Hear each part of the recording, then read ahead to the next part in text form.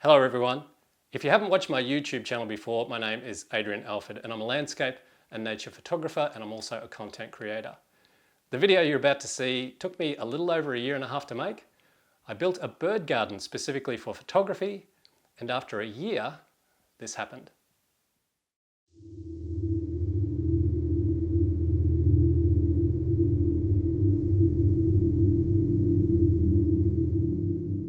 Every single one of us on the planet were affected in some way or another by the pandemic.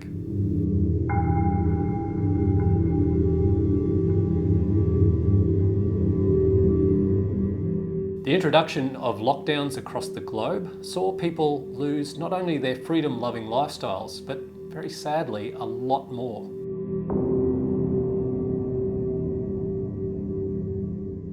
Being a creative person in lockdown and not being able to get out and do what I normally love in photographing birds and wildlife was extremely frustrating.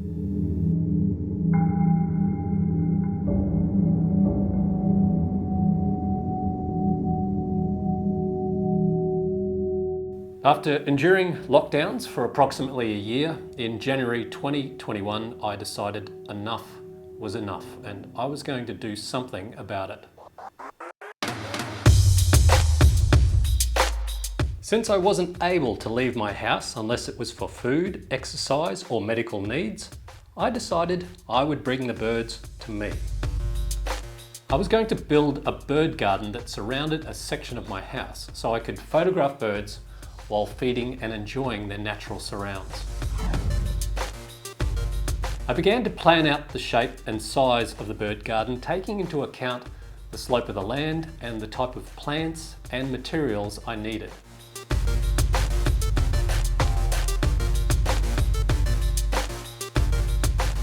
I bought myself all the tools I needed, including this heavy duty pick, which I lovingly dubbed Stormbreaker.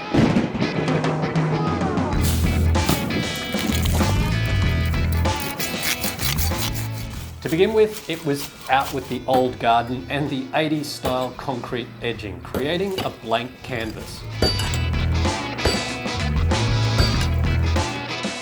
I kept only two of the existing plants, those being a miniature frangipani tree and gardenia plant, which I propagated to create another 5 gardenias for the garden. In creating this garden, I had to do a lot of research and learning when it comes to landscaping. To attract the specific honey-eating variety of birds endemic in my local area, I had to ensure I planted the correct native plants and flowers the birds naturally enjoy eating and would grow in the subtropical climate. I found an online plant business where I ordered all the plants to be delivered. To keep any local stray cats at bay, I planted society garlic plants around the outer rim of the garden. They're decorative with amazing clumps of tall purple flowers, and the butterflies absolutely love them. Now, cats can't stand the smell of garlic, and happy to report no cats have entered my garden since. In total, I planted over 65 plants, allowing enough spacing between each species so they didn't overgrow one another. Also, I took into account plant height, planting smallest to largest, with the largest being at the rear near the fence to create a nice bokeh background for the photos. And it also created a nice privacy barrier from the road.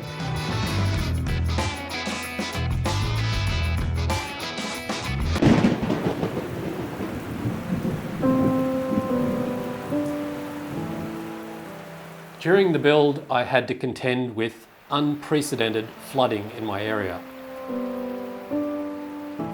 This, however, actually turned out to be a little blessing in disguise, as it gave me a good idea where I needed drainage in certain parts of the bird garden. While the ground was loose from all the rain, I dug ag drains leading to the main central drain. I later disguised those ag drains as miniature rock waterfalls or river rock beds. I added plants to each side that would eventually grow over those rock sections, creating a nice little natural small tunnel. I made sure there was enough separation between the bird garden and the house by creating a decorative curved edging of coloured stones and steppers. The edging I used were thin aluminium strips that were 3 meters long and could be connected via a simple slide-in connector. It was very thin and flexible, and I was able to achieve all types of curves. The steppers, they weighed over 20 kilos each. So after each day of laying them on a compressed concrete road base and layer of bedding sand, my arms and back would feel it.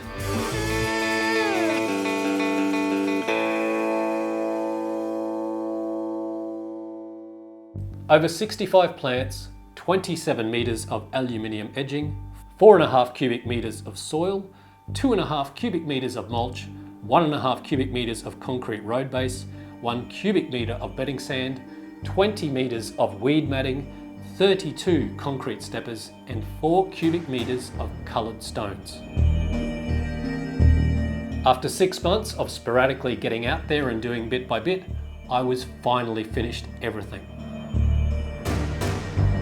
Now it was time for Mother Nature, the fertiliser and daily sprinkles of water to do their thing.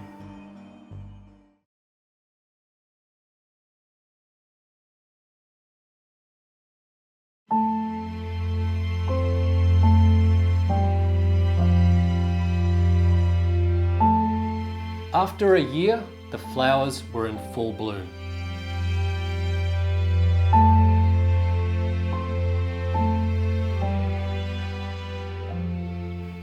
Slowly, the birds came in and began to enjoy the garden. It was so rewarding to see after all that hard work, and I began to snap off photographs as each species came to visit.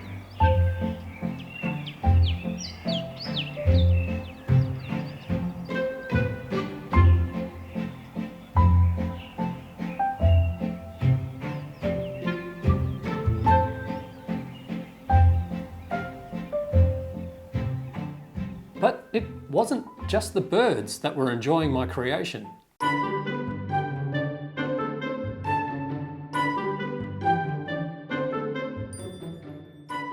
A myriad of other little creatures decided to make the bird garden their home as well.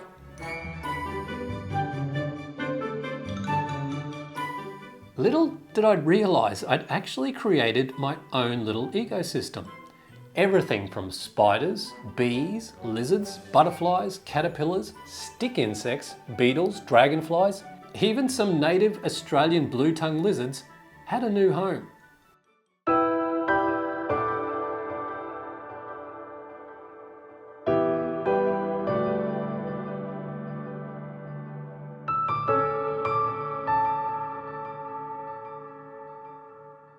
I find there's something very special and rewarding about creating works for others to enjoy.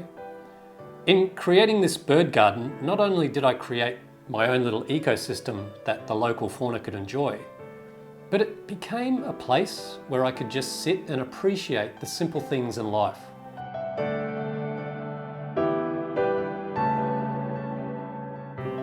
There's a saying, you should stop and smell the roses while journeying through life. In the case of this bird garden, I do that every day now.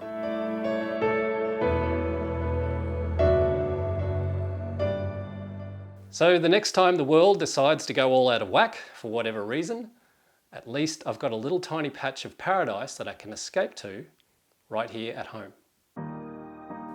Importantly, I can keep on creating, and I like to think I've done my part in helping the local ecosystem's fauna to play and enjoy their natural food while helping them grow and flourish.